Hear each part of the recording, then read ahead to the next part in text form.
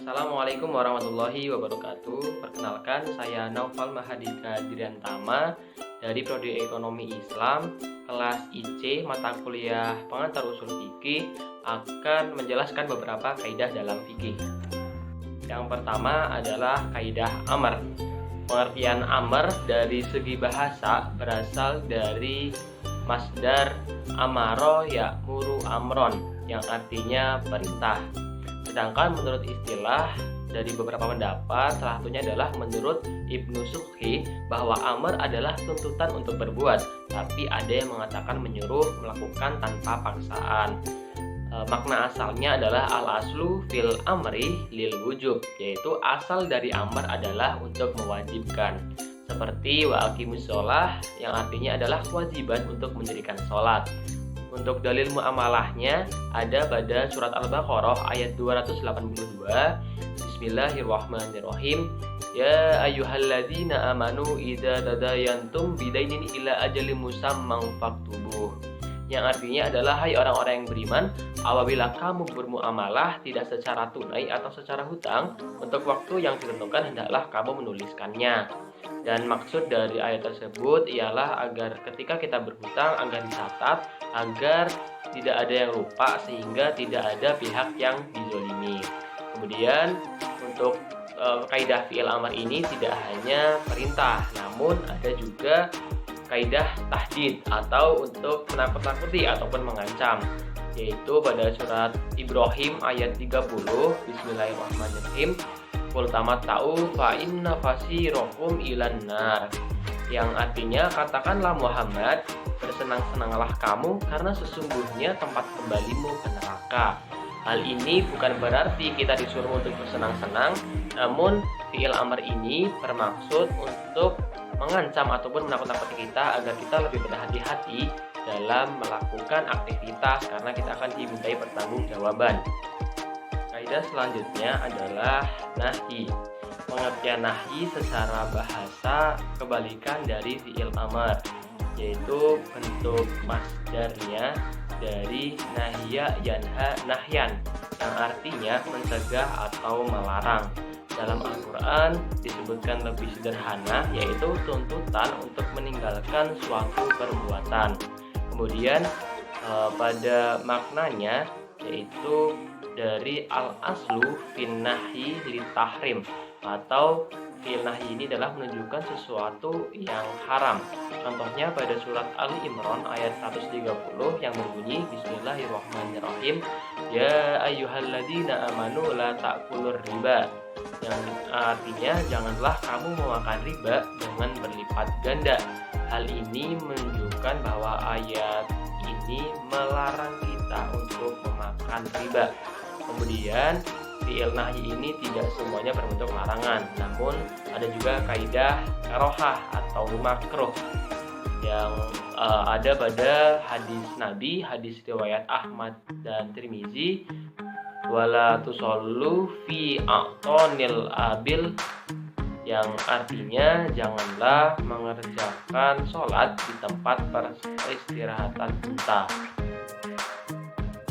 Dan larangan dalam hadis ini tidak menunjukkan haram, tetapi hanya makruh saja, karena tempatnya itu kurang bersih dan juga bisa menyebabkan sholat itu kurang khusyuk, sehingga hadis ini adalah kaidah makruh dan larangan.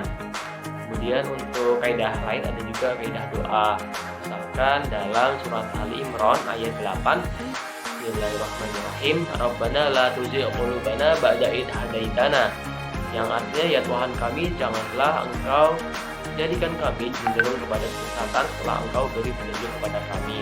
Perkataan janganlah ini bukan menunjukkan larangan, namun menunjukkan doa ataupun permintaan dari seorang hamba kepada Tuhannya, doa agar hati kita tidak cenderung kepada kesesatan. Kaidah selanjutnya adalah kaidah am dan khos. Kaidah am itu sendiri berarti umum. Jadi kaidah am masih memiliki banyak makna dari suatu dalil tersebut. Kemudian kaidah selanjutnya adalah kaidah khos, yaitu menunjukkan arti tunggal. Dan menurut jumhur ulama bahwa kaidah qos ini memiliki pengertian yang qot'i, yang tidak mengandung adanya kemungkinan makna yang lain, sehingga tidak menimbulkan tafsir. Kaidah am itu sendiri contohnya adalah pada Quran surah Al-Baqarah ayat 43 yang berbunyi Bismillahirrahmanirrahim wa aqimus sholata wa atuz zakah, yang artinya dan dirikanlah sholat dan tunaikanlah zakat. Jadi untuk sholat dan juga zakat itu sendiri masih secara umum belum jelas ataupun belum disebutkan sholat apa dan juga zakatnya bagaimana. Kemudian dari zakat itu sendiri dijelaskan oleh kaidah khos dari hadis Nabi yang diriwayatkan oleh Imam Bukhari dari Anas radhiyallahu anhu yang berbunyi hadihi faidatul shadaqatil lati farada Rasulullah sallallahu alaihi wasallam muslimin wallati amarallahu biha rasulah wa firqatir rubul usyar, yang artinya ini adalah kewajiban berzakat yang diwajibkan oleh Rasulullah sallallahu alaihi wasallam kepada semua umat Islam, yang juga merupakan perintah Allah kepada Rasulnya, dan zakatnya adalah 2,5%. Hadis Nabi ini merupakan dalil khos ataupun makna yang lebih rinci dari dalil Al-Quran tadi, yaitu menjelaskan bahwa zakatnya itu sebesar 2,5%. Kaidah selanjutnya adalah kaidah mutlak muqayyad. Kaidah mutlak dari segi bahasa yaitu dapat berarti sesuatu yang tidak ada batasannya atau tidak terikat. Menurut ulama bahwa yang dimaksud lafaz mutlak ini adalah suatu lafaz yang menunjukkan atas dalil-dalil yang mencakup seluruh jenis. Untuk muqayyad itu sendiri dari segi bahasa adalah kebalikan dari pengertian mutlak atau sesuatu yang terikat. Menurut ulama, artinya adalah suatu lafaz yang menunjukkan atas suatu hakikat dengan adanya batasan. Ayat mutlak itu sendiri pada surat An-Nisa ayat 11 tentang warisan. Bismillahirrahmanirrahim. Yusikumullahu fi auladikum, yang artinya Allah mensyariatkan atau mewajibkan kepadamu tentang pembagian warisan untuk anak-anakmu. Untuk ayat An-Nisa ini masih dalil mutlak atau masih seluruh warisan dan juga untuk anak-anak. Kemudian dalil muqayyadnya pada hadis Nabi yang berbunyi an Usamah ibni Zaid anin Nabi qala la yarisul muslim kafir walal kafiril muslim rawahul jamaah, yang artinya bahwa orang muslim tidak boleh mewarisi harta orang kafir dan orang kafir pun tidak dapat mewarisi harta orang muslim. Maksudnya ialah ketika membagi warisan itu ada batasan-batasannya, dalam artian ketika berbeda agama maka yang beragama selain muslim ataupun kafir itu tidak mendapatkan warisan ataupun menjelaskan dari surat An-Nisa tadi atau batasan-batasannya. Kaidah yang terakhir adalah kaidah mujmal dan mubayyan. Kaidah mujmal ini adalah lafal ataupun ungkapan yang belum jelas. Untuk memahaminya perlu penjelasan dari dalil yang lain. Dengan demikian dapat dikatakan bahwa mujmal adalah lafal yang masih samar sehingga artinya masih global. Untuk kaidah selanjutnya adalah kaidah mubayyan, atau secara bahasa berarti menjelaskan atau merinci.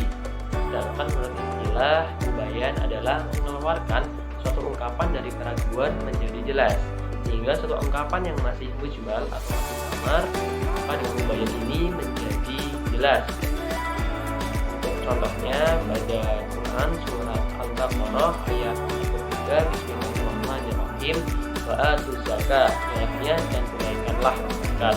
Untuk zakat ini sendiri masih secara umum belum dijelaskan seberapa besarnya dan juga di saat apa untuk mengeluarkan zakat. Untuk kaidah mubayyannya yaitu Quran surat Al-An'am ayat 141 yang berbunyi Bismillahirrahmanirrahim idza asmara wa atu haqqahu yauma hasadi, yang artinya dan tunaikanlah haknya di hari memetik hasilnya dengan disedekahkan kepada fakir miskin. Maksudnya itu ialah zakat untuk berzakat pada zakat pertanian terutama, yaitu ketika panen disedekahkan kepada yang berhak yaitu fakir miskin.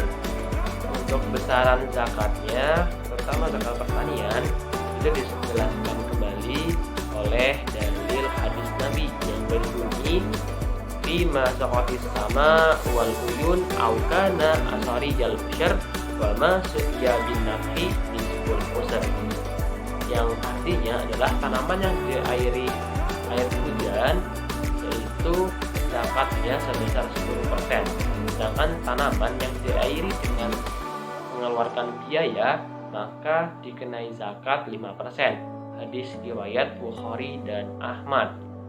Untuk dalil hadis Nabi barusan ialah untuk mubayan ataupun menjelaskan besaran dari zakat yang telah dicantumkan oleh Allah SWT pada ayat Al-Quran, sehingga untuk besaran zakatnya itu sudah jelas, yaitu terutama pada zakat pertanian sebesar 10% ketika air hujan dan juga 5% ketika ada biaya tambahan seperti irigasi.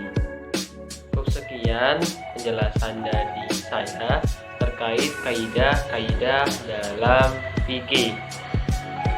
Jadi ada kaidah amr, nahi, am dan khos, kemudian mutlak, muqayyad, dan juga mujmal dan mubayyan.